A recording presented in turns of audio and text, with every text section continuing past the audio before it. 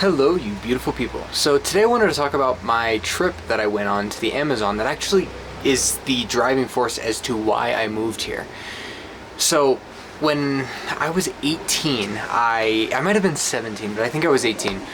I'm going to give you a little backstory and then I'm going to get into the full story itself. So the backstory was I was going to school to become a doctor, and I was shadowing with different doctors. I loved the experience. I just realized quickly that it wasn't for me.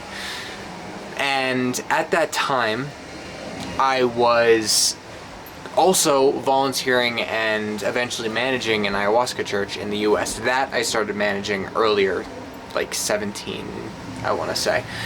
Anyway, so I was managing that church, and I decided that I wanted to go back to the roots of where the ayahuasca was from. And I also had all this knowledge of just stuff that I was learning through all of my different certifications that I had for medicine, the lucky enough opportunities that I had to shadow doctors even though I wasn't in medical school, and a bunch of other stuff. And I wanted to take all that knowledge and just share it. So I wanted to give back to the community that had ayahuasca, that created it, and I also wanted to learn from them, not necessarily to serve ayahuasca, just their way of life, how they go about things. So I got all my stuff together and I headed down to Peru, and I was young. And when I got there, I didn't realize the full magnitude of what I was getting myself into. First of all, the airport that I landed in was in Iquitos. And for those of you that aren't familiar with Iquitos, I love the town, city.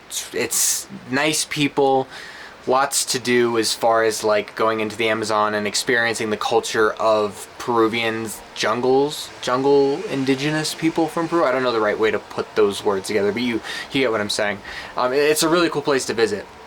However, it's a little bit seedy. I don't know if that's the right word for it. I don't even know if that's a nice word to attach to it. It can be a bit uncomfortable there. Not only because of the heat and the bugs, but just there's like this general vibe to it that's a little bit intimidating. That's a good word for it. And I think part of that is there are a lot of people who practice serving ayahuasca. There's a lot of shamans there, and if you haven't been there and talked to the locals, you might not know this, but there's a whole like spiritual war going on at all times in Iquitos and the surrounding jungle. So you can kind of pick up on that when you land there. So I don't think seedy was the right word. It was just intense. And it's something that everyone picks up on it, whether you're spiritual or you are normally working a desk job and just wanted to visit the Amazon jungle because it was on your bucket list and you wanted to catch a piranha. Like, everyone feels it. It's just got this energy to it. However, it doesn't mean you shouldn't go. It's actually a really cool place to visit. But I get there and I get on a boat with a contact that I had made that took me 6 hours into the jungle by boat, and I met some of the locals, and I met a bunch of people while I was down there, and some of the indigenous, some Matses, while I was down there. And that is where I learned, and I eventually returned to continue my education on Kambo. Now, I didn't really know what Kambo was in its full entirety when I got there, and I'm not going to go into it in detail on this video. If you want to know, I'd be happy to make a video, or you can check out one of the older ones that I have made. However, it's just a quick overview. It's a medicine that comes from a frog that's typically served around ayahuasca. I had heard of it, never received it, so I wanted to go receive it from those who created it and spread my knowledge as well. And when I got down there, I ended up learning to serve Kambo along with receiving Kambo myself. I actually got myself into a lot. I ended up receiving Kambo 2 times a day for 7 days while I was down there, and then the other training and stuff like that, which took longer.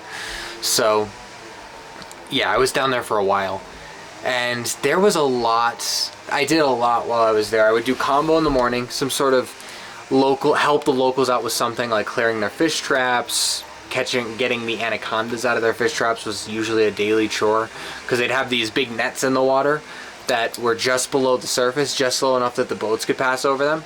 And when they pulled them up, there was a bunch of fish in there, but the snakes also would get in there to eat the fish, because anacondas eat fish. So it was really interesting, like clearing the anacondas out. We'd go fishing for piranhas. I don't think we ate them. We might have eaten them, actually. I don't remember. No, I think we did. Yeah, piranhas were very good. And we did a bunch of other stuff. There's like this mud on some of the banks that's like super healing. Like kind of like a mud bath you'd get in the US in a sauna. So we all submerged ourselves in the mud up to our neck, like laying down, and sat there for a while and hoped that no alligators or anacondas came out of the Amazon River. I don't think they're alligators, I think they're crocodiles. Came out of the Amazon River to get us. But yeah, it was like this thick, deep mud, and it was easy to navigate for the most part, but you could sink in. Like if you stood straight up, you could sink up to your neck. It'd be down to your neck, it would probably be a bit challenging to get out.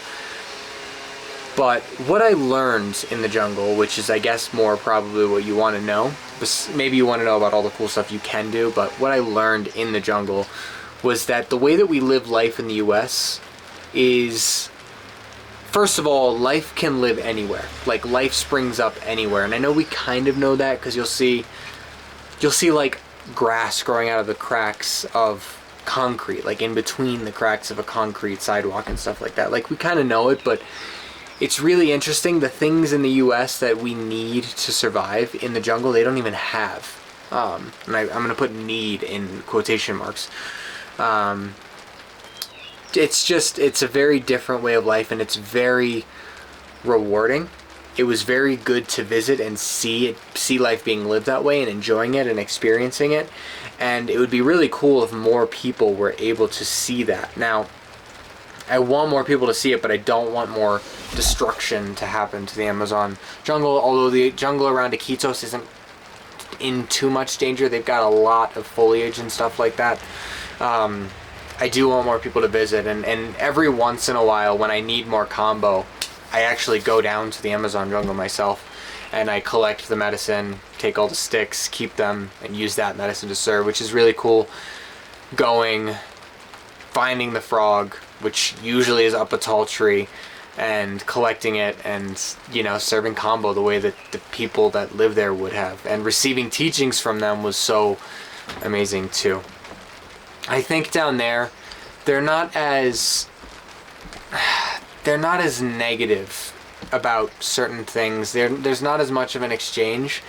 If you show up with an open heart and a genuine willingness to learn and some information that you could trade to help, usually they want to teach. Honestly, a lot of them are struggling down in the jungle because they have these beautiful traditions that no one wants to learn. Like none of their tribe wants to learn. It's really interesting. You'll pull up to a village, if you know where one of the indigenous villages are, and all the kids will be running around with like TikTok shirts and hats, and all of the adults are like pissed about it because they want them to be learning how to serve combo, how to collect certain things, and all of them want to go live in the city where they can not have to share a phone with the rest of the tribe to watch TikTok.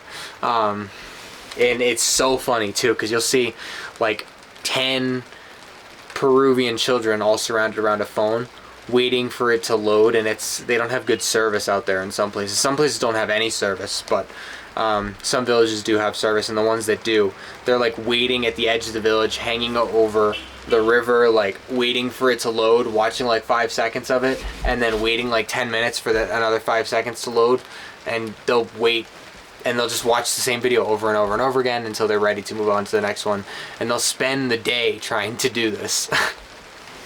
Yeah, they're so silly.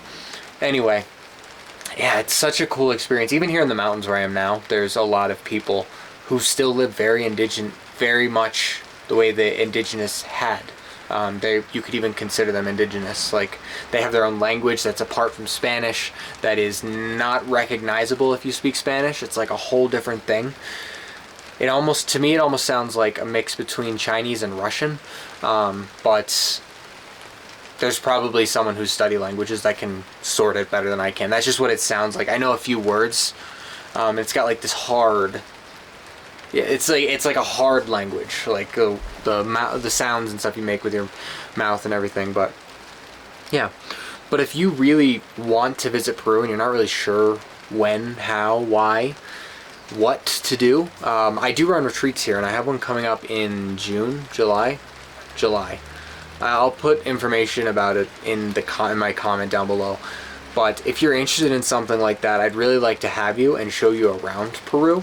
I do have a few slots available. A bunch of them are booked up, but I only take 10 people. So there are a few slots available. So if anyone wants to grab those, what that looks like is you will get guidance on not only when you get to the airport, will you be picked up and brought to the location, all your food and lodging is covered, but also you will get help with getting your plane tickets and everything like that. Like I'll help travel advise you, I guess, to get everything. It's a really good offering. If it's something you're interested in, we can get on a call and talk about it.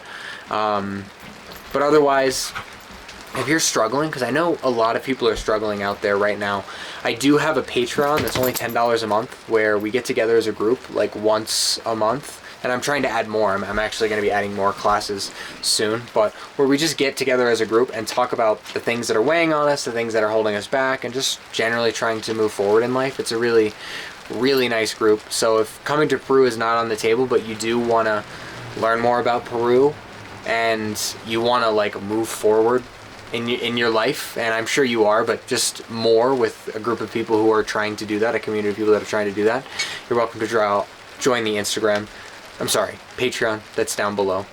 And last but not least, if you want to do some healing, deep healing for yourself, and you don't want to come all the way to Peru, but you've got a little bit more of a budget than $10 a month, I do have a Cacao Dieta as well, where you'll kind of connect with the spirit of the cacao plants. And the reason why you do that is it really helps with depression, it really helps with alleviating stress and anxiety and stuff like that. And it's like it's a structured thing, but a lot of people have gotten some really amazing results from it. So those are the things that I have going on right now, and I really look forward to hearing from you soon. For those of you that are interested in this stuff, let me know down in the comments or reach out to me in the various platforms that I have down in the description, and I'll see you soon.